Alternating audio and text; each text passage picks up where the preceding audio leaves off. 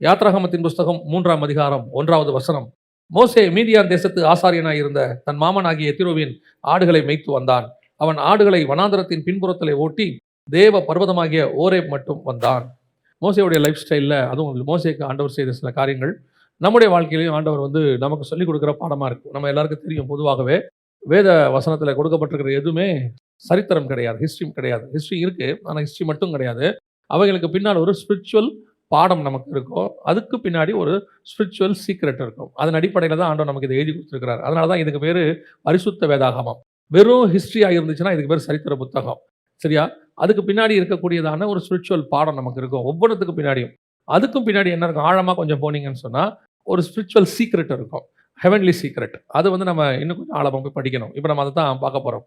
மோசையுடைய வாழ்க்கையில் எடுத்துக்கொண்ட போது, சில காரியங்களை தியானித்த போது, மோசே வாழ்க்கையில் மிக முக்கியமாக 3 இடங்களை கர்த்தர் கடந்து போக பண்ணுகிறார். அதுவும் 3 முக்கியமான மலைகள் அவன் லைஃப்பில்.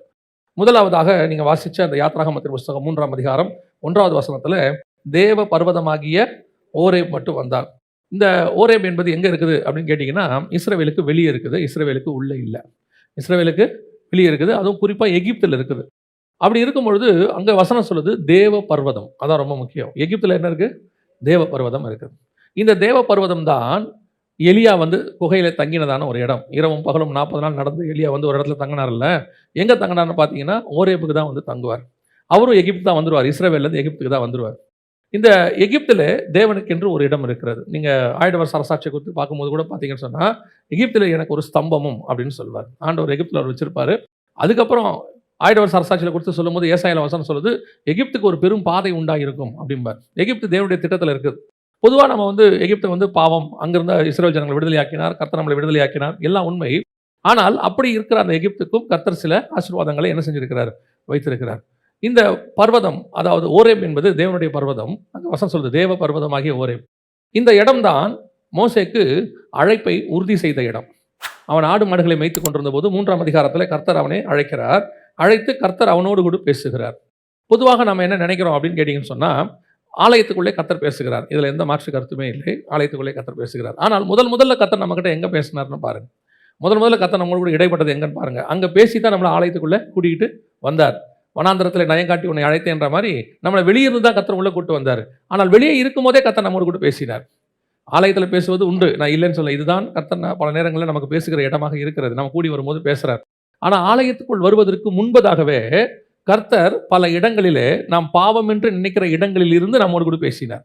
அங்கே பேசினதுனால தான் நம்ம இங்கே வந்தோம், வெளியிருந்து உள்ளே வந்தோம். அப்போ அந்த இடம் இருக்குது பார்த்தீங்களா, வெளியே இருக்கிற இடம், அதுவும் தேவன் நம்மை சந்தித்த இடம் தான். தேவன் நம்மை சந்திக்கிற இடம். பிலிகிரகம் ஐயா உங்களுக்கு தெரியும், எவாஞ்சலிஸ்ட் பிலிகிரகம் ஐயா. அவர் இப்போ இல்லை, கர்த்தருக்குள் நித்திரை அடைஞ்சிட்டாரு. அவருடைய வாழ்க்கையில் கர்த்தர் அவர்கிட்ட எங்கே பேசினாரு அப்படின்னு அவருடைய சாட்சி புஸ்தகத்தில் இருக்கும். ஒரு முறை அவர் ஃபுட்பால் விளையாடிட்டு அவர் என்ன செய்கிறாரு, பக்கத்தில் உள்ளதான ஒரு குடிக்கிற இடத்துல போய் உட்காந்துருக்கிறாரு. ஆனால் அவர் அதாவது ஆண்டவர் ஏற்றுக்கொண்டவர் தான், உட்காந்துருக்கிறாரு. அப்பொழுது அவரை அறியாமலே அவர் கையில் ஒரு சிகரெட் எடுத்து வச்சிருக்கிறார். வச்சிருக்கும் பொழுது அந்த சிகரெட் அவர் கையில் இருக்கு, அவர் பிடிக்கலை, கையில் வச்சிருக்கிறார். வச்சிருக்கும் பொழுது எங்கிருந்து ஒரு பந்து வந்துச்சுன்னே தெரியாது. கிரவுண்ட்லேருந்து ஒரு பந்து ஜன்னல் வழியாக திறந்துருக்கிற ஜன்னல் வழியாக நேராக இவர் கையில் அடிச்சிருக்கு. நேராக கையில் அடித்த உடனே ஒரு மனுஷன் கீழே விழுந்திருக்கிறாரு. கிட்டத்தட்ட எத்தனையோ மணி நேரம் விழுந்து கிடந்திருக்கிறார். அங்கேயே அந்த இடத்துல கர்த்தர் அவரோடு கூட பேசியிருக்கிறார். பேசினது மட்டும் இல்லை, அங்கே தான் அவர் ஆண்டவருக்கு ஊழியத்திற்கு ஒப்பு கொடுத்தார். முதல்ல எந்த இடத்துக்குள்ள? குடிக்கிற இடத்துல. அங்கே தான் சிகரெட் பிடிக்கிற இடத்துல தான் அவரை தேவன் சந்தித்தார், ஒப்பு கொடுக்க வைத்தார். அதனால அந்த இடம் தான் தேவன் சந்திக்கிற இடம் நான் சொல்லலை. தேவன் நம்மை எங்கே வேணாலும் சந்திப்பார். ஆனால் நம்மை சந்திக்கிற இடம் என்று ஒன்று உண்டு. தேவன் நமக்கு வெளியவும் வைத்திருக்கிறார். ஆனால் அந்த இடத்தில் தான் நம்முடைய அழைப்பு உறுதிப்படுத்தப்படுகிறது. சில பர்வதங்களை கர்த்தர் வெளியவும் வைத்திருக்கிறார். நாம் அந்த இடத்திற்கு வர வேண்டும் என்று கர்த்தர் விரும்புகிறார். எகிப்தில் இருக்கு, அது எகிப்து பர்வதம். நான் ஏன் எகிப்துக்கு போனோம் அப்படின்னா, எகிப்தில் வெளியே, நான் எகிப்துங்கிறது வெளியே சொல்லுகிறேன், நாம் பாவம் என்று கருதுகிற இடங்களில் நாம் இருந்து கொண்டிருந்த போது அந்த இடத்திலே கர்த்தர் நம்மை சந்தித்தார். அந்த இடத்துல நம்முடைய அழைப்பை உறுதிப்படுத்துகிறார். அப்போ அதுவும் தேவன் நம்மை சந்திக்கிற இடம்தான். வெறும் இஸ்ரவேலுக்குள்ள இருக்கிற மலைகள் மாத்திரமே தேவனுடைய திட்டம் என்று சொல்ல முடியாது. இஸ்ரவேலுக்கு வெளியே இருக்கிற எத்தனையோ மலைகளிலே தேவனுடைய திட்டம் இருந்தது. நோவாவுடைய பேழை அரராத் மலையின் மேல் இறங்கினது என்று பார்க்கிறோம். அது அரராத் மலை எங்கே இருக்குன்னா, இஸ்ரவேலுக்கு வெளியே இருக்குது, துருக்கியில் இருக்குது. இப்போ பார்த்தீங்கன்னா தேவ பர்வதம் இந்த இடத்துல கர்த்தர் மோசையோடு கூட பேசினார் என்று சொல்லி பார்க்கிறோம். அப்போ கர்த்தர் நம்மோடு கூட பேசுவதற்கு நாம் இருக்கிற இடத்திலேயே கர்த்தர் நியமிக்கிற ஒரு இடம் இருக்கு. அந்த இடத்துல கர்த்தர் நம்மோடு கூட பேசுவார். அந்த இடத்தை பேசுவதற்கு நாம் விட்டு கொடுக்க வேண்டும், அல்லது அந்த இடத்திற்கு நாம் செல்ல வேண்டும். அப்பதான் கர்த்தர் நம்மோடு கூட பேச முடியும். பல நேரங்களில் நம்ம என்ன செய்யறோம்னா, தேவன் வந்து இங்கே தான் ஒரு இடத்துல குறிப்பிட்ட இடத்துல பேசுவார், என் ஜபாரியில் பேசுவார், சர்ச்சுக்குள்ளே பேசுவார் அப்படின்னு சொல்லி மற்ற இடங்களிலே நாம் கர்த்தரோடு கூட பேசுவதில்லை. எத்தனையோ பேருக்கு கர்த்தர் எங்கெங்கேயோ பேசியிருக்கிறார். வேலை ஸ்தலத்தில் பேசியிருக்கிறார், வேலை பார்த்துட்டு இருக்கும்போது கர்த்தர் பேசியிருக்கிறார், அல்லது வேற எங்கேயோ ஒரு இடத்துக்கு போகும்போது கர்த்தர் பேசியிருப்பார், வழியில் போகும்போது பிரயாணத்தில் பேசுவார். ஆனால் இது எல்லாம் எதற்காக பேசப்படுகிறது? அதான் ரொம்ப முக்கியம். கர்த்தர் பேசுறார், அதில் எந்த மாற்று கருத்தும் இல்லை. எதுக்கு பேசுறார் அப்படின்னு கேட்டிங்கன்னா, முதலாவது மோசே ஓரேப் மலையில் ஏறும்போது ஒரு மிக முக்கியமான அழைப்பு கொடுக்கப்படுகிறது. என் ஜனங்களை மீட்கும்படி. வாசிங்க 3ஆம் அதிகாரம் 10வது வசனத்தை வாசிங்க. நீ இஸ்ரவேல் புத்திரராகிய என் ஜனத்தை எகிப்திலிருந்து அழைத்து வரும்படி உன்னை பார்வோனிடத்துக்கு அனுப்புவேன் வா என்றார். மோசே தன் ஆடுகளை மேய்த்து கொண்டிருக்கிறார். அவருக்கு எந்த இதை பற்றின தரிசனம் கிடையாது, எதுவுமே கிடையாது. அவர் வேலையை பார்த்துக்கிட்டு இருக்கிறார். ஆனால் அந்த ஆடு மேய்க்கும் பொழுது கர்த்தர் நியமிக்கிற இடத்திற்கு அவர் வருகிறார். அந்த ஆவிக்குரிய ஸ்டாண்டர்ட், ஒரு ஆவிக்குரிய ஸ்டாண்டர்டுக்கு வருகிறார். இப்போ நீங்களும் நானும் ஒரு வேலையை பார்த்து கொண்டிருக்கிறோம். நிறைய பேர் என்ன சொல்கிறாங்கன்னா, சில நேரங்களில் இப்போ சமீபமாக நாங்கள் பார்த்துக்கிட்டு இருக்கிறோம், என்ன சொல்கிறாங்கன்னா, ஃபோன் பண்ணி நாங்கள் ஊழியத்துக்கு வந்துடலான்னு இருக்கிறோம் அப்படின்னு சொல்கிறாங்க. அப்போ அந்த ஊழியத்துக்கு வந்துடலான்னு இருக்கிறோன்றவங்க நாங்கள் அது கேட்போம், அப்படியா நீங்கள் ஊழியத்துக்கு வரதை பற்றி சந்தோஷம், கர்த்தர் பேசினாரா அப்படின்னு கேட்டுருந்தேன். அவங்க இல்லையா ரொம்ப நாளாக மைண்டில் ஓடிட்டே இருக்குது, வந்துடலான்னு பார்க்குறேன் அப்படின்றாங்க. ரொம்ப நாளாக மைண்டில் ஓடிட்டே இருக்குது வந்துடலாம் அப்படின்னா கர்த்தர் உங்களோட விட்டு உறுதியாய் பேசினாரா? அப்படி பேசி இருந்தால் அதற்கு பிறகு நீங்கள் ஆடுகளை மேய்க்க மாட்டீர்கள். மோசே அதுக்கப்புறம் என்ன செய்யலை? ஆடுகளை மேய்க்கலை. நம்ம பல நேரத்தில் என்ன செய்கிறோம்? ஆல்டர்னேட் வேலையாக ஊழியத்தை பார்க்கிறோம். ஆல்டர்னேட் வேலையாக நான் ஒரு வேலை பார்த்துட்டு இருக்கிறேன், இப்போ நான் என்ன பண்ண போகிறேன்? அந்த வேலையை விட்டுட்டு இந்த இடத்துக்கு வரேன். ஏன்னா இந்த செய்திகள்லாம் கேட்கும்போது இதெல்லாம் பார்க்கும்போது எனக்கு என்ன தோணிகிட்டே இருக்குது, நானும் ஆண்டவருக்கு ஏதாவது செய்யணும், கொஞ்சம் பேர் சாட்சி சொல்லும் போது கேட்கும் போது அதை சொல்லவில்லை. ஆனால் உங்கள் வேலையிலே கர்த்தர் உங்களை ஏன் வைத்திருக்கிறார்? அந்த வேலையில் நீங்கள் ஊழியத்துக்கு கற்றுக்கொள்ள வேண்டிய சில காரியங்கள் அங்கே இருக்கும். உங்கள் ஊழியத்துக்கு நீங்கள் செய்ய வேண்டிய சில வேலைக்கான சில காரியங்களை என்ன செய்யணும்? இப்போ 40 வருஷம் மோசே ஆடு மேய்க்கிறார். எதுக்காக ஆடு மேய்க்கிறாரு? அடுத்த 40 வருஷம் மனுஷனை மேய்க்கணும். அடுத்த 40 என்ன செய்யணும்? மனுஷனை மேய்க்கணும். இப்போ பேதுருவை பார்த்து சொன்னார் இல்லையா, மீன்களை பிடிக்கிறாய், அடுத்த உடனே என்ன பண்ணுவேன்? மனுஷனை பிடிக்கிறவனாய் மாற்றுவேன். அப்போ உங்கள் வேலையில் கர்த்தர் உங்களை வச்சிருக்கும் பொழுது அந்த வேலையில் வரப்போகிற ஊழியத்திற்கோ அல்லது உங்களுக்கு கொடுக்க போகிற அழைப்பிற்கோ அதற்கான பிராக்டிஸ் இங்கே தான் இருக்கும். அதில் நீங்கள் ஓரேப் வரைக்கும் வரணும். கர்த்தர் நியமித்திருக்கிற இடத்து வரைக்கும் என்ன செய்யணும்? வரணும். அங்கே வரும்போது தான் கர்த்தர் உங்களோடு கூட பேசுவார். அந்த பிராக்டிஸை நீங்கள் பார்க்குற வேலையில் கொடுக்கும்போது எதுக்கு என்னை இங்கே பிளேஸ் பண்ணியிருக்கிறார்? மீதியான் தேசத்தில் எதற்காக என்னை வைத்தார்? என்னை ஏன் இந்த இடத்துல வச்சார்? ஏன் பர்டிகுலராக இந்த வேலையை கொடுத்துருக்கிறாரு? ஏன் இந்த இடத்துல கொண்டு என்னை ஃபிக்ஸ் பண்ணியிருக்கிறாரு அப்படின்னு கேட்டால், அந்த இடத்தில் தான் நீங்கள் செய்ய போகிற வேலைக்கான மினிஸ்ட்ரிக்கான எல்லாம் சொல்லிக் கொடுக்கப்படும். இப்போ மோசேக்கு என்ன தேவை? மிக முக்கியமாக அவங்ககிட்ட இல்லாதது பொறுமை, இருக்கிறது கோபம். ஃபர்ஸ்ட் 40 வருஷம் இருந்துச்சு. அடுத்த 40 வருஷம் பாருங்க, அவனை மாதிரி சாந்த குணம் உள்ளவன் பூமியில் ஒருவனும் இல்லை. ஏன்னா ஆடு மேய்ச்சி அவன் என்ன ஆயிட்டான்?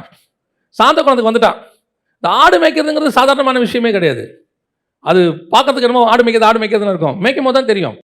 பலதரப்பட்ட ஆடுகள் இருக்கும். வெள்ளாடு இருக்கும், செம்மறி ஆடு இருக்கும், வித்தியாசமான ஆடுலாம் இருக்கும். ஒவ்வொரு ஆட்டுக்கும் ஒரு குணாதிசயம் இருக்கும். ஒவ்வொரு ஆடு ஒரு போக்கில் போகும். செம்மறி ஆடு ஒன்று போச்சுன்னா எல்லா ஆடும் பின்னாடியே போயிடும். வெள்ளாடு ஒவ்வொன்றும் ஒவ்வொரு பக்கம் போகும். இது எல்லாத்தையும் மொத்தமாக மேய்ச்சி கொண்டு வந்து அடைச்சி திருப்பி மறுநாள் காலையில் கொண்டு போய் மேய்ச்சி தண்ணி காட்டி கொண்டு இதே வேலை தான் இஸ்ரவேலுக்கு அவன் செஞ்சான். இது எல்லாத்துக்கும் சாப்பாடு போட்டு தண்ணி கொடுத்து அடைச்சி கொண்டு போய் திருப்பி இவங்க அவன் கொண்டு போனது 40 வருஷம். அப்போ இந்த மேய்க்கிற வேலை அவன் கொடுக்கப்படுகிற ஊழியத்திற்கான பிராக்டிஸ் எங்கே இருந்ததுன்னு கேட்டிங்கன்னா, அதுக்கு முன்னாடி 40 வருஷம் அவன் மேய்த்த ஆடுகள் இருக்கு. அதில் நீங்கள் ஓரே வரைக்கும் வரணும். ஒரு குறிப்பிட்ட அளவு ஆண்டவர் உங்களுக்கு அங்கே வச்சிருக்கிறார். அந்த இடத்துக்கு வரும்போது தான் அந்த அழைப்பு உங்களுக்கு கன்ஃபார்ம் ஆகும். உடனடியாக, அதாவது கர்த்தருக்கு மோசே மேலே அழைப்பு இருக்கு, அதனால தான் எகிப்தை விட்டு வெளியே கொண்டு வந்தார். ஆனால் அந்த அழைப்பை அவன் கையில் சொல்லி அந்த மினிஸ்ட்ரிக்கு கூட்டிட்டு வரதுக்கு பிராக்டிஸ் எவ்வளோ வருஷம் ஆச்சு? 40 வருஷம் ஆச்சு. ஏன் அந்த 40 வருஷம்? எகிப்திலே அவன் வாக்கிலே வல்லவன், எந்த மாற்று கருத்தும் இல்லை. எகிப்தின் கலைகளிலே தேறினவன், 7ஆம் அதிகாரம் அப்போஸ்தலர் நடபடிகள் சொல்லுது. ஆனால் இப்போ அவன்கிட்ட இருக்கிறது எல்லாமே எகிப்தினுடையதான லாஸ், அந்த சட்டம். எகிப்தின் சட்டத்தை அவன் கரைச்சு குடிச்சிருக்கிறான். இப்போ பார்வோன் கிட்ட போய் பேசினா பார்வோன் எகிப்து லாவை மோசே கிட்ட பேசவே முடியாது. மோசே ஜெயிச்சிருவாரு. ஏன்னு சொன்னா எகிப்தின் கலைகள் அவர் எப்படி இருக்கிறாரு? வல்லவரா இருக்கிறாரு. இப்ப ஆண்டவர் சொல்றாரு, நீ இந்த வேர்ல்ட்லி லாவை படிச்சுட்ட, எகிப்து லாவை படிச்சுட்ட, இப்ப நீ அதுல பெஸ்டா இருக்கிற. ஆனா எனக்கு தேவை நியாய பிரமாணத்தை பேசுற மோசே வேண்டும், என்னுடைய லாவை பேசுற ஒரு ஆள் வேணும். அந்த லாவை நான் பேசணும், உன்னை வச்சு பேசணும்னா ஏற்கனவே உனக்குள்ள ஃபுல்லா இருக்கிறதான எகிப்து லாவை நான் வெளியே எடுக்கணும். நீ என்ன பண்ணிடுவ, நியாயப்பிரமாணத்தை பேசும்போது கூட கூட இதையும் பேசிடுவ, நியாயப்பிரமாணத்தை கொண்டு நிற்கும்போது இதையும் கொண்டாந்துருவ. இப்போ ஆண்டவர்கிட்ட போய் சொல்லும் போது பியூரா நீ யாரா இருக்கணும், தேவ மனுஷனா நிக்கணும், பியூரா தேவ மனுஷனா நிக்கணும். எகிப்துக்குள்ள இருக்கக்கூடிய எந்த சிம்டமும் உனக்குள்ள காணப்படவே கூடாது. இன்னைக்கு இதுதான் ஊழியத்துல வர்றவங்க கிட்ட இருக்கிற பிரச்சனை. ஊழியத்துக்கு வரணும்னு சொல்றாங்க, அல்லது கர்த்தருடைய அழைப்புக்குள்ள வரணும்னு நினைக்கிறாங்க. வரும்போது இவங்க என்ன நினைக்கிறாங்க, அந்த எகிப்துல இருக்கிற நிறைய காரியங்களோடு கூட வருகிறார்கள். கர்த்தர் எதுக்கு உங்களை இந்த ஒரு கேப் கொடுத்திருக்கிறாரு, அழைப்பை சொல்லியிருக்கிறார், உன்னை பயன்படுத்துவேன், உன்னை எடுத்து பயன்படுத்துவேன், தேசத்துக்கு தீர்க்கதரிசியாய் வைப்பேன், என் ஆடுகளை மேய்ப்பாயாக எல்லாம் சொல்லியிருக்கிறாரு. ஆனால் இன்னும் அழைப்பு வரல. கொஞ்சம் பேர் என்ன சொல்றாங்க, ஆண்டவர் அழைச்சிருக்கிறாங்க, எனக்கு அதெல்லாம் உறுதியா இருக்குது, ஆனா நான் இன்னும் ஆண்டவர் என்கிட்ட ஒரு கன்ஃபர்மேஷன் வரல. ஏன் கன்ஃபர்மேஷன் வரல? அவருக்கு இன்னும் உங்ககிட்ட ரிமூவ் பண்ண வேண்டிய விஷயம் கொஞ்சம் இருக்குது. அதை எடுத்தாதான் உன்னை கொண்டு வந்து வைக்க முடியும். சில நேரத்தில் என்ன வந்துடும், திடீர்னு பழசு உள்ள வெட்டி. அதனால தான் ஆண்டவர் சொல்றாரு, புது துருத்தியில பழைய ரசத்தை என்ன செய்ய முடியாது, ஊற்ற முடியாது. இப்ப நான் உன்னை புது துருத்தியா கொண்டு போய் நிறுத்தணும். ஆனா உள்ளுக்குள்ள இருக்கிறது பழைய ரசம், அது இதையும் கிழிச்சிடும், கொட்டியும் போட்டுரும். புது துருத்தியில புது ரசத்தை தான் நான் ஊத்தணும்.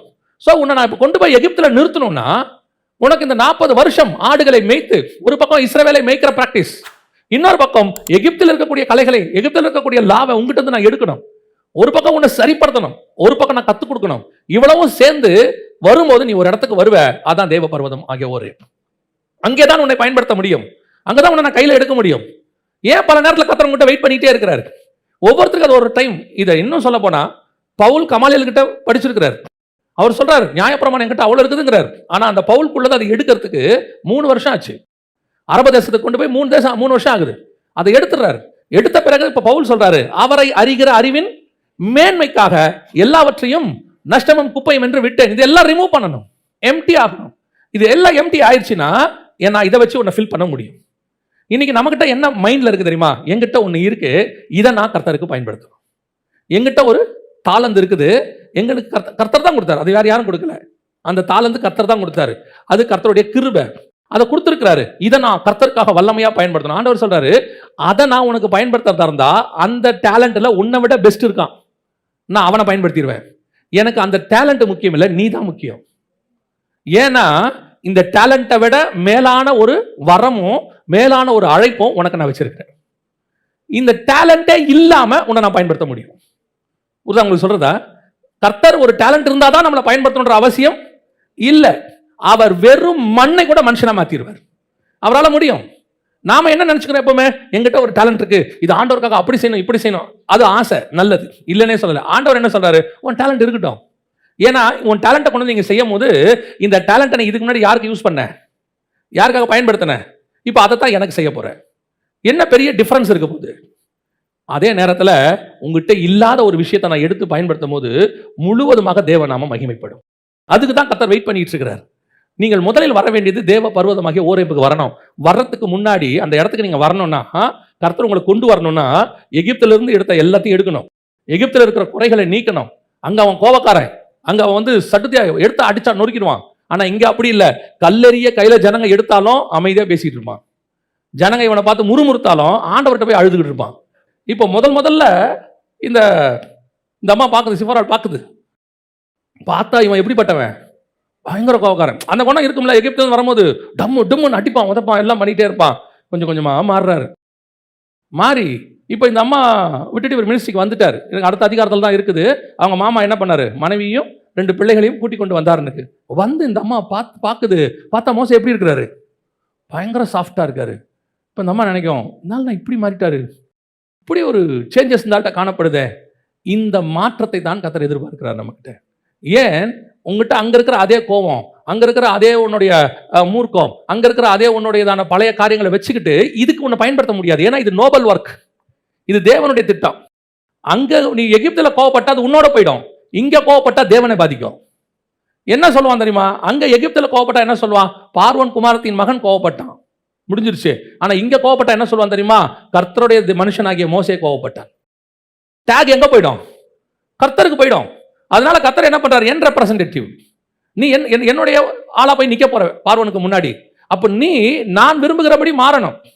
யுஎஸ் எம்பசியோடைய ஒரு இவர் அம்பாசிடர் நம்ம பிரைம் மினிஸ்டர்கிட்டயோ அல்லது சிஎம் கிட்டயோ பேச போறாருன்னா, அவர் யுஎஸ்ஐ பிரதிபலிக்கிறவர். அவருடைய சுய கருத்து அங்கெல்லாம் வெளிப்படவே முடியாது. அவருக்கு வேற கருத்து இருக்கும். ஆனால் அவர் பேச வேண்டியது யுஎஸ் உடைய கருத்தை. அதை அவர் சொல்லணும். என் சுய கருத்தை வெளிப்படுத்துவதற்கு அங்க இடம் இல்லை. 100% மாறி இருக்கணும். சில நேரத்தில் நீங்க பார்த்திருப்பீங்க, இந்த போலீஸ் ராணுவம்லாம் இருக்காங்கல்ல, சார்ஜ் அப்படின்னா அவங்க என்ன பண்ணிடுவாங்க, அடிக்க போயிட்டே இருப்பாங்க. யார் அடிக்கிறோம், எதுக்கு அடிக்கிறோன்ற கேள்வி அவங்க மைண்ட்ல வரவே வராது. அவங்க அந்த இடத்துல உட்காந்து என்ன செய்ய மாட்டாங்க, நல்லவன் கெட்டவன்லாம் பார்த்துக்கிட்டே இருக்க மாட்டாங்க. அங்க ஒரு கமாண்ட் தான், அந்த கமாண்டுக்கு அவங்க கீழ்படிச்சு அடிச்சுட்டே இருப்பாங்க. ஏன்னா அவங்கள அப்படி பிராக்டிஸ் பண்ணியிருக்காங்க. நீ கேள்வியெல்லாம் கேட்கக்கூடாது, நாங்க சொன்னா நீ செய்யணும். அதான் ராணுவம், அதுதான் போலீஸ். அதை விட மேலான வேலையை கர்த்தர் நம் கையில் கொடுக்க போகிறார். யாரு? we are the ambassadors of Christ. நாம் தேவனுடைய ஸ்தானாதிபதிகள். அப்ப தேவன் என்ன சொன்னாரோ அதை செய்யணும். என்னுடைய சுய விருப்பு வெறுப்புக்கு அங்க இடமே இல்ல. அப்போ அந்த ஹெவன்லி கவர்மெண்ட் என்ன மாத்துது, அவருக்கு ஏத்த மாதிரி மாத்துது. நீ மாறாத வரைக்கும் உங்களை வச்சு ஒண்ணுமே செய்யவே முடியாது. அந்த முழுவதும் மாத்தி அவன் சாந்த குணம் உள்ளவனான ஆயிட்டான். இப்ப அவன் அந்த ப்ராசஸ்க்கு ரெடி ஆயிட்டான். இப்ப அவன் ஆர்டன் பண்ணலாம், இவங்கிட்ட அந்த ப்ராஜெக்டை ஒப்படைக்கலான்ற தைரியம் பரலோகத்திற்கு வந்தால் மட்டுமே அந்த ஒரே பர்வதத்தில் உனக்கு அழைப்பு கொடுக்கப்படும். அது எத்தனை வருஷம் ஆனாலும் கர்த்தர் வெயிட் பண்ணுவார். அதே மாதிரிதான் ஒவ்வொருத்தரும் கர்த்தர் செய்கிறார். நீங்கள் வைத்திருக்கிற இடத்துல கர்த்தர் உங்களை சோதித்து பார்த்து கொண்டிருக்கிறார். நீங்க ரெடின்னு பரலோகத்துக்கு உங்க மேல நம்பிக்கை வந்துருச்சுன்னா உன்னை பார்வை இடத்துக்கு அனுப்புவேன்னு கர்த்தர் கூப்பிட்டுருவார். அது வரைக்கும் நீங்க அந்த இடத்துல இருந்துகிட்டு தான் இருக்கணும். அது வரைக்கும் கர்த்தர் உங்களை ரெடி பண்ணிட்டு தான் இருப்பாரு. ஏன்னா அவர் எதிர்பார்க்குற ரெடின்னு ஒன்று இருக்குது. ஃபேக்ட்ரியில் எல்லாம் செஞ்சு முடிச்சிருவாங்க காரெல்லாம். ஆனால் குவாலிட்டி கண்ட்ரோல்காரங்க வந்து கடைசியாக என்ன கொடுக்கணும் தெரியுமா? ஒரு சர்டிஃபிகேட் கொடுக்கணும். கார் வந்து இப்போ சேல்ஸுக்கு என்னவாயிருச்சு, ரெடி ஆயிடுச்சுன்னு. அந்த சர்டிஃபிகேட் கொடுக்குற வரைக்கும் கார் எங்கே வராது, ஷோரூமுக்கு வராது. அவர் சொல்லுவார், அந்த யார்டில் இருக்கிறவர் சொல்லுவார், எல்லாம் டைட் பண்ணியாச்சு, பக்கா சூப்பர், எல்லாம் ஓகே தான், சர்டிஃபிகேட் வந்துருச்சா? இன்னும் சர்டிஃபிகேட் வரல, இரு அவர் வந்து பார்த்து என்ன கொடுக்கட்டும், சர்டிஃபிகேட் கொடுக்கட்டும். நீங்கள் டிரைவிங்க்கு போகும்போது இந்த ஓட்டுறவர் சொல்லுவார், நல்லா ஓட்டுறீங்க, சூப்பராக இருக்கீங்க, எல்லாம் இருக்கீங்க, ரொம்ப அழகாக ஓட்டுறீங்க எல்லாம் சொல்லுவார். ஆனால் கடைசியாக வந்து அந்த லைசன்ஸ் கொடுக்குற ஒருத்தர் இருப்பார், அவர் வந்து செக் பண்ணி ஓகேன்னு சொன்னால் தான் லைசன்ஸ் கொடுப்பாங்க. யார் வேணால் சொல்லட்டும் நம்ம நல்லா ஓட்டுறோன்னு, அந்த ஒரு கவர்மெண்ட்டில் ஒருத்தர் உட்காந்துருப்பாரு, அவர் சொல்லணும் மேலேருந்து. எல்லாம் சொல்லுவாங்க, ஓ நீங்கள் நல்லா வாசிக்கிறீங்க, நல்லா பாடுறீங்க, நல்லா செய்தியெல்லாம் கொடுக்குறீங்க, நீங்கள் மினிஸ்ட்ரிக்கு வந்துடலாம், உங்களுக்கு அழைப்பு இருக்குது, யார் வேணால் சொல்லிடுவாங்க. நீங்கள் கூட சொல்லுவீங்க, பார்க்குறவங்களாம் சொல்கிறாங்க எனக்கு மினிஸ்ட்ரி இருக்குது, மினிஸ்ட்ரி இருக்குது, மினிஸ்ட்ரி இருக்கு, சர்டிஃபிகேட் வரல இன்னும். ஹெவனுக்கு வரணும் உங்கள் மேலே நம்பிக்கை, அது கொடுக்கணும் சர்டிஃபிகேட். ஆமாம் ஹீ இஸ் ரெடி அப்படின்னு. அப்படி வரும்பொழுது ஆட்டோமேட்டிக்காக உங்களை அவர் ஆர்டர் பண்ணி அனுப்பி விடுவார். அல்லேலூயா. இப்போ இந்த பர்வதத்திலேருந்து கீழே இறங்கிட்டார். ஏன்னா இப்போ அழைப்புக்குள்ளே வந்துட்டார். 2வது பர்வதத்து மேல் அவர் ஏறுகிறார். வாசிங்க, யாத்ராகமத்தின் புஸ்தகம் 19ஆம் அதிகாரம் 1வது வசனத்தை வாசிங்க. இஸ்ரவேல் புத்திரர் எகிப்து தேசத்திலிருந்து புறப்பட்ட 3ஆம் மாதம் 1ஆம் நாளிலே சீனாய் வனாந்தரத்தில் சேர்ந்தார்கள். அவர்கள் ரெவிதீமிலிருந்து பிரயாணம் புறப்பட்டு சீனாய் வனாந்தரத்தில் சேர்ந்து அந்த வனாந்தரத்தில் பாளையம் இறங்கினார்கள். இஸ்ரவேலர் அங்கே மலைக்கு எதிராக பாளையம் இறங்கினார்கள். போதும். இப்போ 2வது மலை, இப்போ அழைப்பு கிடைச்சிருச்சு, கன்ஃபார்ம் ஆயிடுச்சு, எல்லாம் பண்ணியாச்சு. மோசே ஓரேப்லேருந்து இறங்கி ஆர்டரோட வந்துட்டார், அப்பாயின்மெண்ட் ஆர்டரோட வந்துட்டாரு, பார்வோனுக்கிட்ட போயிட்டாரு, எல்லாம் நடந்துருச்சு. ஆனால் இதோட என் வேலை முடிஞ்சிருச்சா அப்படின்னு சொன்னால் இல்லை, இதோட மோசையோட வேலை என்ன செய்யலை, முடியலை. இப்போ நமக்கு அழைப்பு வந்துருச்சு. சிலருடைய பிரச்சனை என்னென்னா, மினிஸ்ட்ரிக்கு அழைப்பு கொடுக்கும்போது கர்த்தர் அந்த அழைப்பை கொடுக்கும்போது இவங்க வாங்கிடுறாங்க, மினிஸ்ட்ரிக்கும் வந்துடுறாங்க, ஊழியத்தையும் தொடங்கியாச்சு, ஆவிக்குரிய வாழ்க்கைக்கும் வந்தாச்சு. அதுக்கப்புறம் என்ன ஆயிடுதுன்னு பார்த்தீங்கன்னா, ஒரு திருப்தியோ அல்லது ஒரு அசதியோ வந்துடுது. ஓகே ஃபைன், செட்டில் ஆகிட்டோம், இனி நம்ம என்ன ஆகிட்டோம், செட்டில் ஆகிட்டோம், ஓகே நமக்கு தான் ஒரு வேலை கிடைச்ச மாதிரி. சிலர்லாம் முந்தி சொல்லுவாங்க, கழுத மேய்ச்சாலும் கவர்மெண்ட்டில் கழுத மேய்க்கணும்பாங்க. ஒரு 30 வருஷத்துக்கு முன்னாடி ஒரு பழமொழி உண்டு, கழுத மேய்ச்சாலும் கவர்மெண்ட்டில். என்னன்னா கவர்மெண்ட் வேலை கிடச்சிருச்சுன்னா சாவர வரைக்கும் என்ன இல்லை, கவலையே கிடையாது.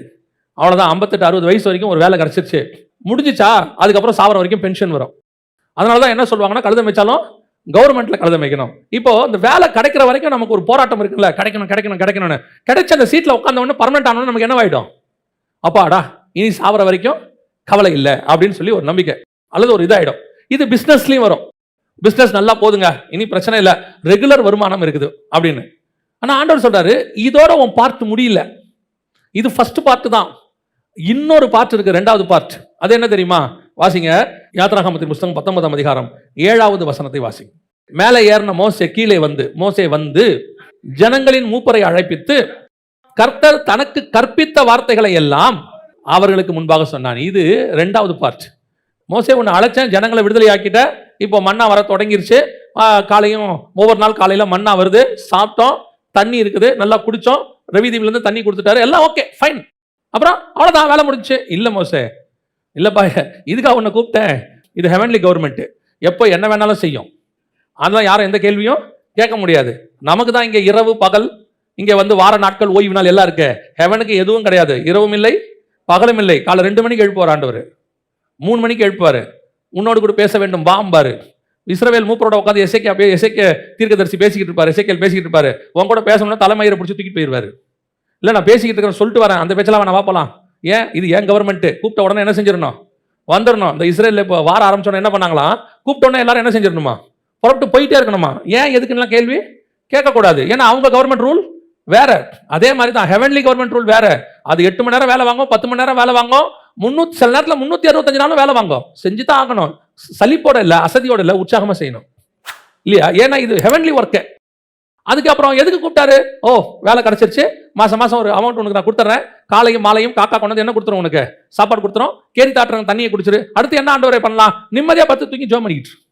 ஓ பரவாயில்லையே, 58 வயசு வரைக்கும் இங்க ஜோம் பண்ணிட்டு பக்கத்துல எங்க அடக்கம் பண்ணிடுவாங்க. ஆண்டவர் பார்த்தாரு, ஐயோ இவன் சோம்பேறி ஆயிடுவான் போல, கேரி தாட்டுறங்கறி தண்ணி வத்தி போச்சு, காக்கா வர்றது நின்று போச்சு. என்ன ஆண்டவரே நீ ஏஞ்சி நட, சாரி பார்த்து விதவின் வீட்டுக்கு நடந்து போ. ஏன் நீ சும்மா சாப்பிட்டு முழங்கால் போட்டு இங்கேயே உட்காந்துருவ போல தெரியுது. அப்ப இதுக்கு அடுத்த பார்ட் ஒன்று இருக்குது. நமக்கு என்ன இருக்கு ஆவிக்குரிய வாழ்க்கையில?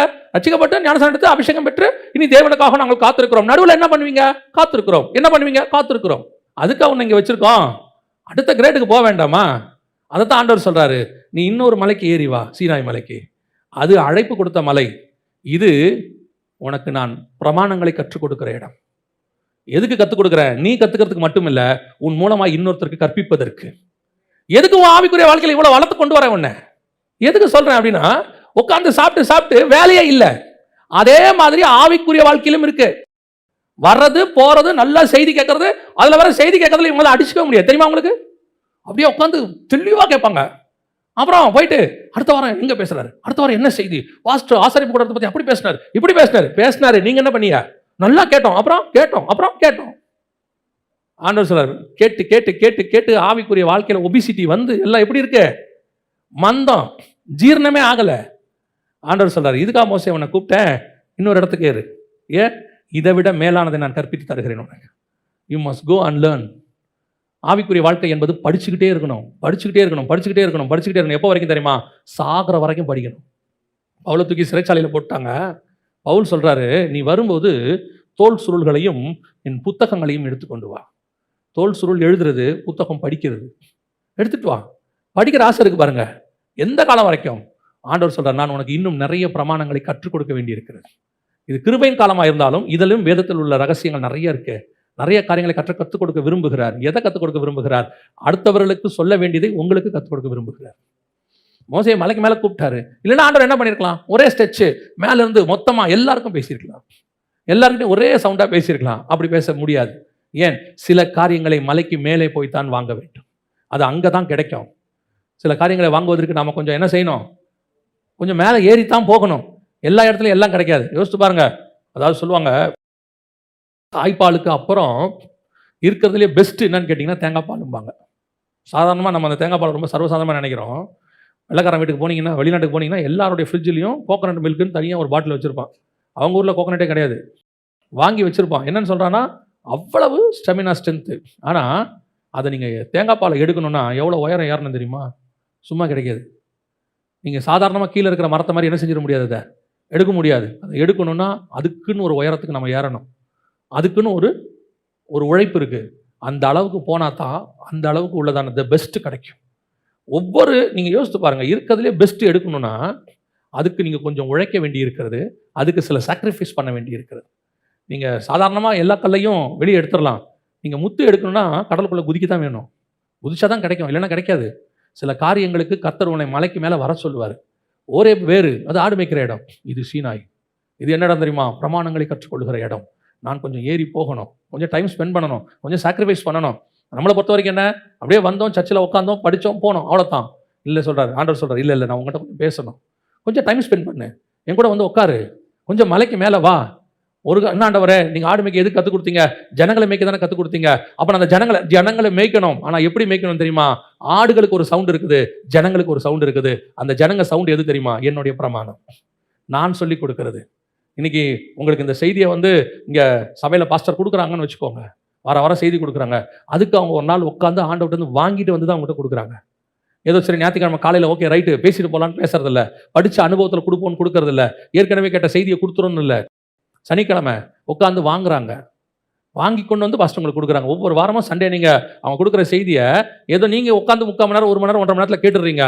அதுக்கு சனிக்கிழமை அவங்க அதுக்குன்னு ஒரு டைம் கொடுக்குறாங்க, அதுக்குன்னு ஒரு சாக்ரிஃபைஸ் இருக்குது. வீட்டை விட்டுட்டு காலங்காத்தால் 6:30 மணிக்கெலாம் வந்து உட்காந்துருவாங்க.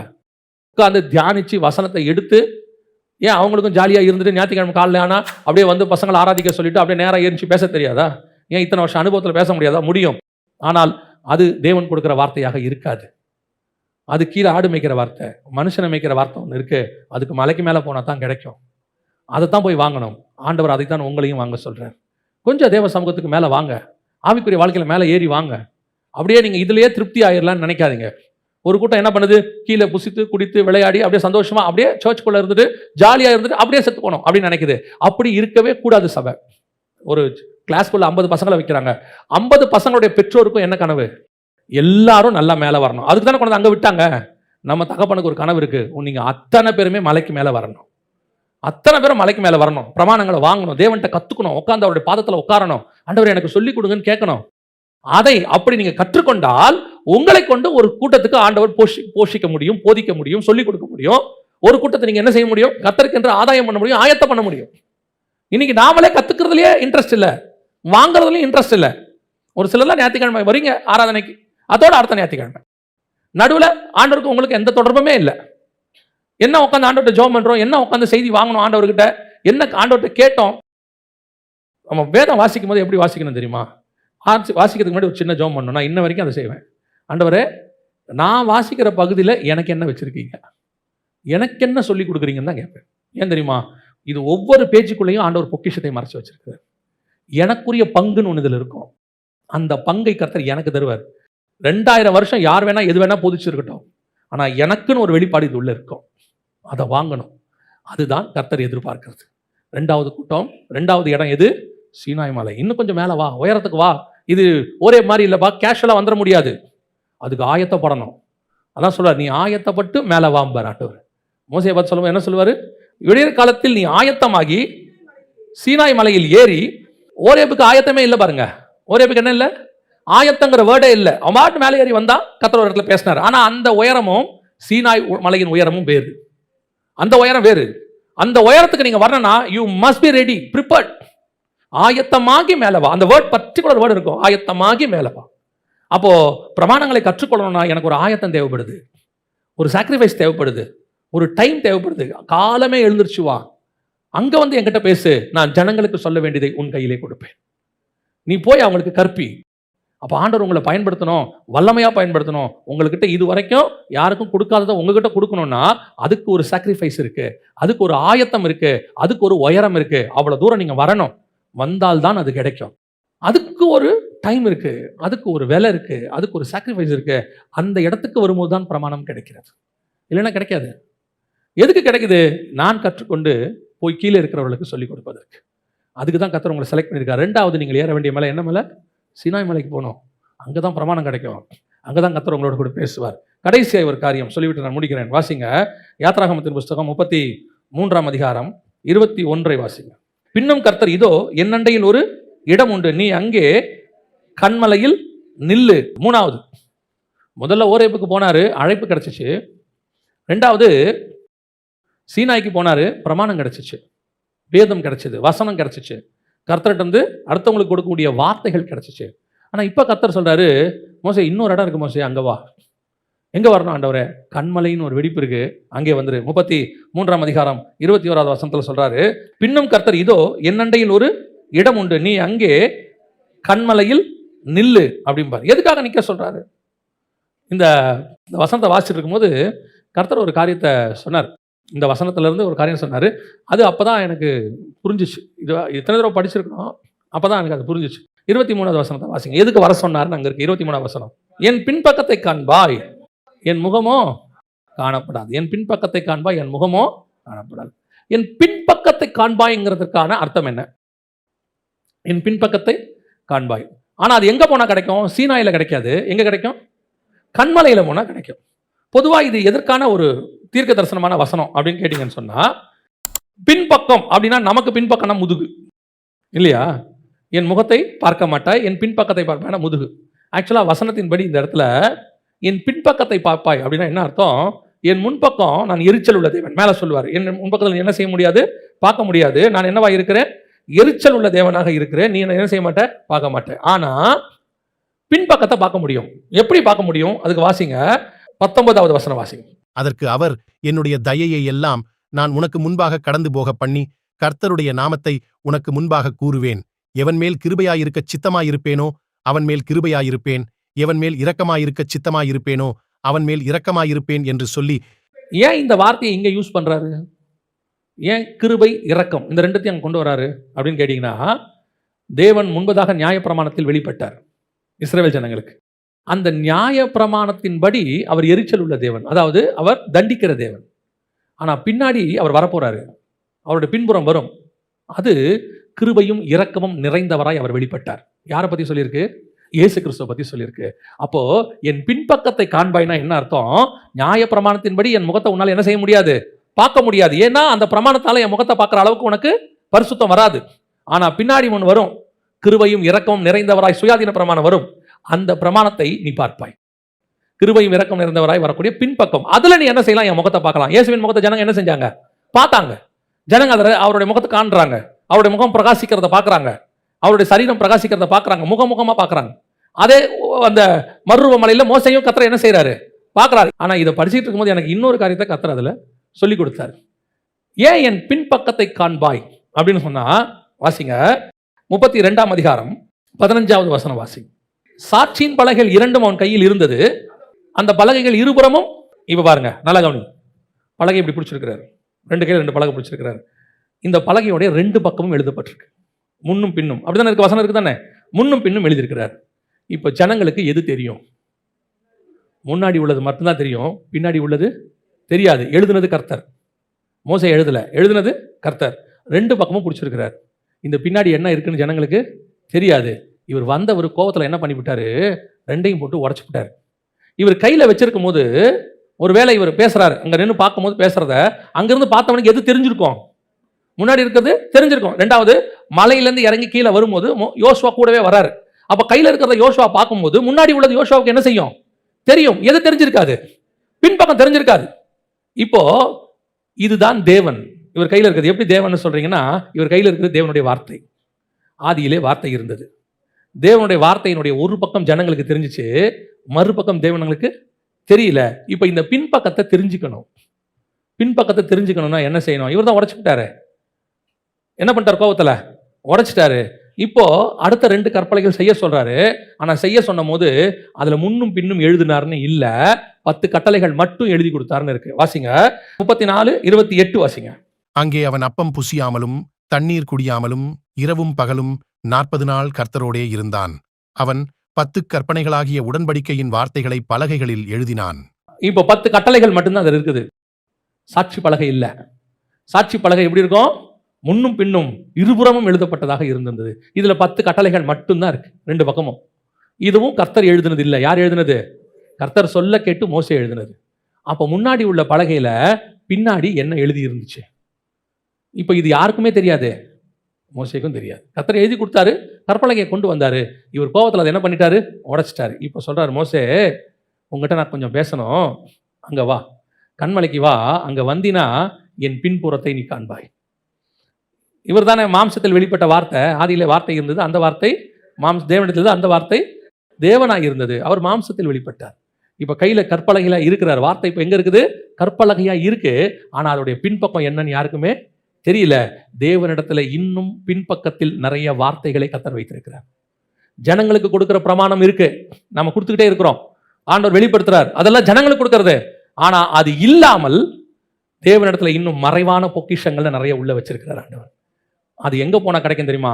சீனாய் மலையில கிடைக்காது, ஏன்னா சீனாய் மலையில தொலைச்சாச்சு. அதை இனி எங்க போனா கிடைக்கும் தெரியுமா? கண்மலையின் வெடிப்புக்கு போனாதான் கிடைக்கும். அது எல்லாரும் போகவே முடியாது. சீனாய் மலைக்கு வேணா இன்னும் கொஞ்சம் 70 பேர் வேணா கூப்பிட்டு போகலாம். அவங்க பரிசுத்தம் பண்ணி எல்லாம் செஞ்சா என்ன பண்ணலாம்? ஆரோனை கூட்டிட்டு போகலாம். ஆனா கண்மலை வெடிப்பு இருக்குல்ல, அதுல மோசே மட்டும் தான் போக முடியும், வேற யாருமே போக முடியாது. அந்த மாதிரி ஒரு இடத்தை உங்களுக்கு எனக்கும் கர்த்தர் வச்சிருக்கிறார். அந்த மாதிரி ஒரு வெளிப்பாடை கர்த்தர் வச்சிருக்கிறார். அந்த மாதிரிதான கர்த்தருடைய ரகசியம் ஒன்று இருக்குது. அது உங்ககிட்ட மட்டும் பேசுறது. ஏன் தெரியுமா? அது உங்களுக்கு மட்டும் வருது. ஏன்னா நீங்க தான் பின்பக்கத்தை பார்க்க போறாள். எல்லாரும் முன்பக்கத்தை பார்க்கறவங்க, நாம பின்பக்கத்தை பார்க்கறவங்க. எல்லாரும் இயேசுவை எப்படி பார்த்தாங்க? மாம்சத்தில் வெளிப்பட்ட இயேசுவை பார்த்தார்கள். எல்லாரும் எந்த இயேசுவை பார்த்தாங்க? போதிக்கிற இயேசுவை பார்த்தார்கள். கிருபையும் இரக்கம் நிறைந்த இயேசுவை பார்த்தாங்க. ஆனா யோவான் மட்டும்தான் பரலோகத்தில் இருக்கிற இயேசுவை பார்த்துட்டு வந்தான். அந்த வெளிப்பாடு கர்த்தர் நம்ம ஒவ்வொருத்தருக்கும் வச்சிருக்கிறார். அது நமக்குரியது, பர்டிகுலரா நமக்குரியது. இது போதிக்கிறதுக்கு இல்ல. நல்லா தெரிஞ்சு எதுக்கு இல்ல? போதிக்கிறதுக்கு இல்ல. நான் ஓ மேல இரக்கமா இருக்கிறேன், ஓ மேல கிருபையா இருக்கிறேன், என் கண்களில் உனக்கு கிருபை கிடைத்தது, அதனால உனக்கு ஒரு இடத்தை கொடுக்குறேன் வா. பர்டிகுலரா யூனிக்கா நமக்குன்னு ஒரு பிளேஸ், ஊழியத்தின் பாதையில இருக்கட்டும், ஆவிக்குரிய வாழ்க்கையில இருக்கட்டும், நமக்குன்னு ஒரு இடத்தை கர்த்தர் வச்சிருக்கிறார். அந்த இடம் நமக்கு மட்டும்தான். ஆனா அந்த இடத்துக்கு நீங்க போகணும்னா சும்மா போக முடியாது. பாருங்க, சீனாய் மலை மாதிரி எல்லாருக்கும் தெரிஞ்ச இடம் இல்லை. அது ஒரே மாதிரி யார் வேணாலும் ஆடு மேய்க்கிற இடம் இல்லை. இது கண்மலை வெடிப்பு. இது யார் இருப்பா தெரியுமா? உன்னத பாட்டு சொல்லுது, கண்மலையின் வெடிப்புகளிலும் சிகரங்களின் மறைவிடங்களிலும் தங்கி இருக்கிற என் புறாவே. இது ஆண்டவருடைய புறாக்கள் மட்டும் இருக்கிற இடம். ஆண்டவருக்காக இருக்கிறவங்களுக்காக மட்டும் கர்த்தர் வச்சிருக்கிறார். அவங்க கிட்ட தான் கர்த்தர் அந்த ரகசியத்தை பேசுறாரு. இன்னொரு விஷயம் தெரியுங்களா? இது இன்னொருத்தருக்கு கொடுக்கறதுக்கான்னு கேட்டா இல்ல, தெரியாது. மேபி கொடுக்கறதுக்காக இருக்கலாம், நமக்காக மட்டும் இருக்கலாம். யோவானுக்கு ஆண்டவர் சில காரியங்களை வெளிப்படுத்துறாரு. வெளிப்படுத்திட்டு ஒரு விஷயம் சொல்வார் பாருங்க. வெளிப்படுத்தல் 10ஆம் அதிகாரம் 3-4 வாசிங்க. சிங்கம் கெர்ச்சிக்கிறது போல மகா சத்தமாய் ஆர்ப்பரித்தான். அவன் ஆர்ப்பரித்த போது 7 இடிகளும் சத்தமிட்டு முழங்கின.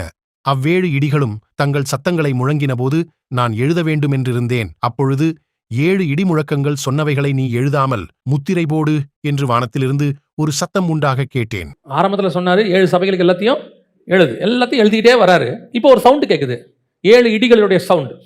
அந்த சவுண்டை கேட்டுட்டு அவர் எழுதணும்னு விரும்புறாரு. சொல்றாரு, எழுதாத, அதை சீல் பண்ணிடு. அப்புறம் எதுக்கு சொன்னீங்க? அதை ஏன் சொன்னீங்க? நான் எல்லாத்தையும் சொன்னேன், இது எல்லாம் எல்லாருக்கும், இது உனக்கு மட்டும்.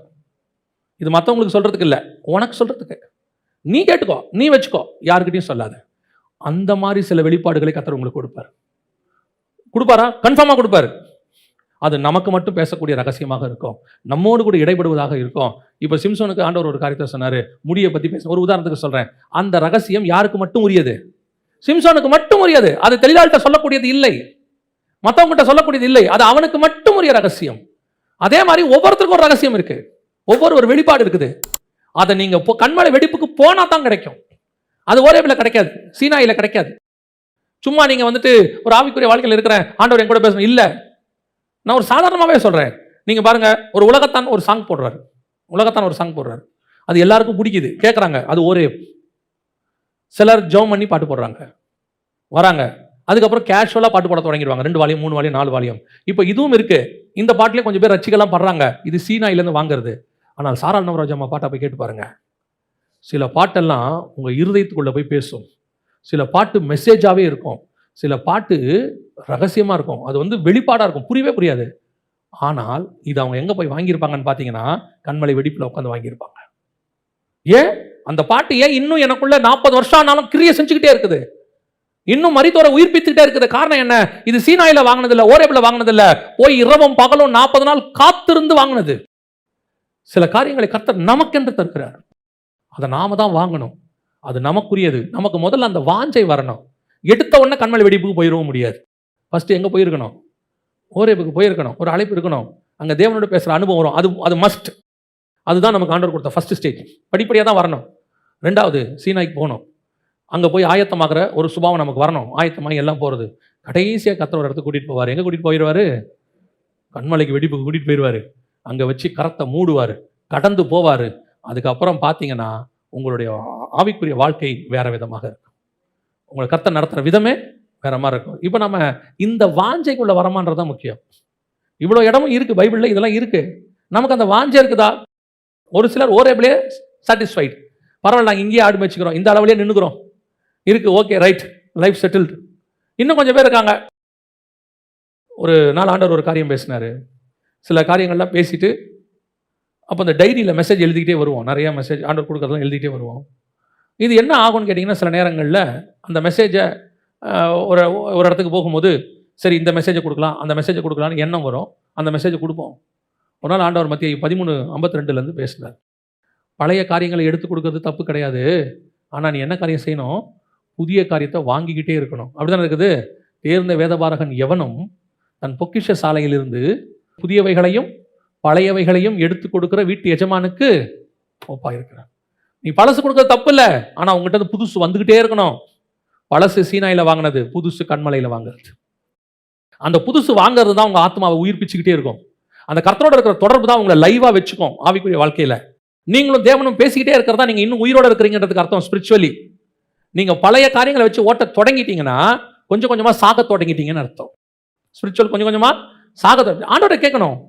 நான் சொல்றேன், கர்த்தர் டெய்லி புதிய காரியத்தை செய்ய வல்லமை உள்ளவர். காலை தோறும் அவருடைய கிருபை புதிதா இருக்கிறது. டெய்லி நியூ வந்தா ஆண்டவர்கிட்ட. இன்னைக்கு உள்ள மண்ணா நாளைக்கு கிடையாது, நாளைக்கு வேற மண்ணா. பழைய மண்ணா வச்சா பூச்சி பிடிச்சிரும். ஒவ்வொரு நாளும் தேவ சமூகத்தில் புது புது காரியங்களுக்கு காத்திருக்கிறவர்களா இருக்கணும். ஆண்டவர்கிட்ட கேட்கணும், எனக்கு இதை சொல்லிக் கொடுங்க ஆண்டவரே, எனக்கு என்ன வச்சிருக்கீங்க, எனக்கு என்ன சொல்லி. நீங்க கேட்டு பாருங்க. ஒவ்வொரு நாள் காலையில் அதிகாலையிலே கர்த்தர் பேச வல்லமை உள்ளவராக இருக்கு. அல்லேலூயா. இந்த 3 இடங்களை நாம கடந்து வரும்போது 3வது இடத்துக்கு வரும்போது கர்த்தர் புதிய காரியங்களை பேச வல்லமை உள்ளவராக இருக்கிறார். நம்ம ஜெபம் பண்ண போகிறோம். எல்லாரும் எழுந்திருக்கலாமா தேவ சமூகத்தில்? ஒருவேளை நீங்கள் இன்னும் ஓரேபுக்கு மேலே ஏறாம இருக்கலாம், இன்னும் கீழேயே ஆடு மேய்ச்சிட்டு இருக்கலாம். ஆனா அழைப்பு இருக்கு. ஆண்டவர் உங்களை கூப்பிட்டுட்டார், சொல்லிட்டார், உன்னை அழைச்சிருக்கிறேன், பெயர் சொல்லி அழைச்சிருக்கிறேன், எல்லாம் சொல்லிட்டாரு. ஆனா இன்னும் எனக்கு ஒரு கன்ஃபர்மேஷன் வரல. ஏன்? கர்த்தர் உன்னை சாந்த குணம் உள்ளவனாய் மாற்ற விரும்புகிறார். திக்குவாயும் மந்த நாவாய் மாற்ற விரும்புகிறார். உனக்குள்ளே இருக்கிற எகிப்தின் கலைகள் வெளியே போக வேண்டும் என்று விரும்புகிறார். காரணம், உனக்கு ஆண்டவர் பரலோகத்தின் கலைகளை சொல்லிக் கொடுக்கணும். எகிப்தில் கட்டடம் கட்டுறது எப்படின்றது மறந்தாதான் ஆசாரிப்பு கூடாரம் கட்டுறது எப்படின்னு சொல்லி கொடுப்பார். நீ எகிப்தில் படிச்ச லாவை மறந்தாதான் பரலோகத்தினுடைய லா என்னன்னு சொல்லி கொடுப்பார். இல்லைன்னா நீ ரெண்டுத்தையும் போட்டு மிக்ஸ் பண்ணிடுவேன். பழைய துருத்தியும் பழைய ரசத்தையும் புதிய துருத்தியும் நீ சேர்த்துருவேன். அதுக்கு தான் கர்த்தர் வெயிட் பண்ணிட்டு இருக்கிறார் உனக்கு. நீ ரிமூவ் பண்ணு, உன்னை எப்படி யூஸ் பண்ண போறாருன்னு மட்டும் பாரு. நீ சொல்லிட்டே இருக்கிற, ஆண்டவர் எனக்கு சொல்ல மாட்டாரு, ஒன்றும் சொல்ல மாட்டாரு, அழைப்பு இருக்குன்னு தெரியும், ஆனா என்கிட்ட ஒண்ணுமே சொல்ல மாட்டேங்கிறாரு, எப்போன்னு சொல்ல மாட்டாரு, எங்கன்னு சொல்ல மாட்டாரு. ஆண்டவர் சொல்றாரு, உனக்கு எல்லாம் நான் ப்ரிப்பேர் பண்ணி வச்சுட்டு தான் உன்னை கூப்பிட்டேன். நீ இப்போ எகிப்துக்கு போறதுக்காக தான் உன்னை வேறு பிரிச்சே கொண்டு வந்தேன். ஆனா இன்னும் நான் எதிர்பார்க்கிற சாந்த குணம் உனக்கு வரல. நான் எதிர்பார்க்கக்கூடியதான அந்த உனக்குள்ள இருக்கிற எகிப்தின் காரியங்கள் இன்னும் வெளியே போகல, இன்னும் பழசு ஒட்டிக்கிட்டு இருக்கு. உன்னை ரிமூவ் பண்ண ஒப்புக்கொடு. நான் உன்னை கொண்டு போய் ராஜாக்கு முன்னாடி நிக்க வச்சிருவேன், பார்வோனுக்கு முன்னாடி. அவன் உங்ககிட்ட பேசவே முடியாது. ஏன் தெரியுமா? அவன் எகிப்து லால பேசுவான், நீ ஹெவன்லி லால பேசுவ. நீ செய்யற காரியங்கள் பயங்கரமா இருக்கும். அவன் வேணா பாம்பை போடலாம், ஆனா தலைப்பிள்ளையை உன்னால மட்டும் தான் சங்கரமாக்க முடியும். அதான் கர்த்தர் செய்வார். ஒப்பு கொடுப்போமா தேவ சமூகத்தில்? ஆண்டவரே, நீ சொல்லுகிற அந்த ஓரேபுக்கு நான் வந்துடணும் ஆண்டவரே. இன்னும் நான் கீழே ஆடு மேய்ச்சிக்கிட்டு இருக்கிறேனேப்பா, நான் இன்னும் அந்த முச்செடி கிட்ட வரவே இல்லையே. ஆனா எனக்கு நல்லா தெரியுது நீங்க அதுக்கு தான் என்னை கூப்பிட்டு வந்திருக்கீங்கன்னு. 2வது, ஒரு வேளை அப்படி வந்து அழைப்பில் இருக்கிறவர்கள் இதோடு கூட திருப்தி ஆகிடக்கூடாது. நான் காலிங்கில் வந்துட்டேன், ஊழியத்துக்கு வந்துட்டேன், அப்பா ஓகே ரைட்டு, நான் வந்து ஒரு சர்ச்சில் சேர்ந்துட்டேன், ஒரு பாஸ்டர் கிட்ட அசிஸ்டன்ட் ஆகிட்டேன்.